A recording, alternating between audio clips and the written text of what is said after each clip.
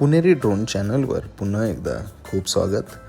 Pune ring रोडच्या पुढच्या अपडेटमध्ये आज आपण बघणार आहोत मुळा रिव्हर घोटावडे गावापासून म्हणजेच Pune ring road W2 package जे नवयुगा इंजिनिअरिंग कंपनी यांच्यातर्फे बनवले जात आहे.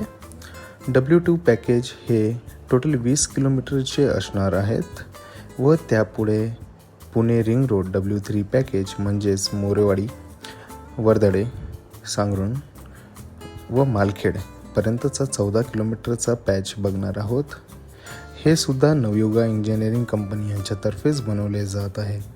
W2 पॅकेजमधील काही गावे यामध्ये असतील व त्यानंतर W3 पॅकेज हे पूर्णपणे आज आपण बघणार आहोत. W2 व W3 पॅकेजमध्ये टोटल 3 इंटरचेंज दिले जात आहे.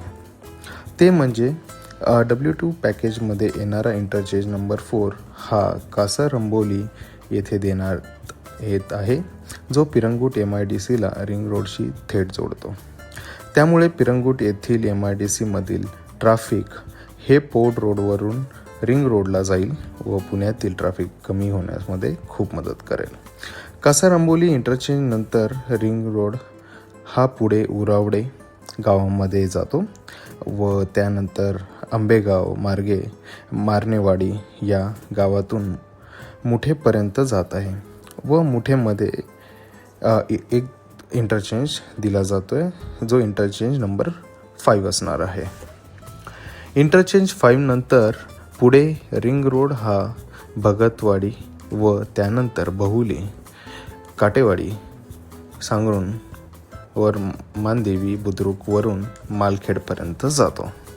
मालखेड नंतर पुण्याचा रिंग रोड हा खडकवासला धरणावरून वर्दळे येथे जातो व येथेच इंटरचेंज नंबर 6 दिला आहे, जो ओसाडे व मालखेड रोडवर दिला जाणार आहे. अशा प्रकारे आपला W2 व W3 पॅकेजचा अंत होतो. W4 व W5 पॅकेज हे आपण पुढील व्हिडिओमध्ये बघणार आहोत. अशाच प्रकारचे इन्फॉर्मेटिव्ह व्हिडिओ बघण्यासाठी कृपया लाईक आणि फॉलो करा. जय शिवराय.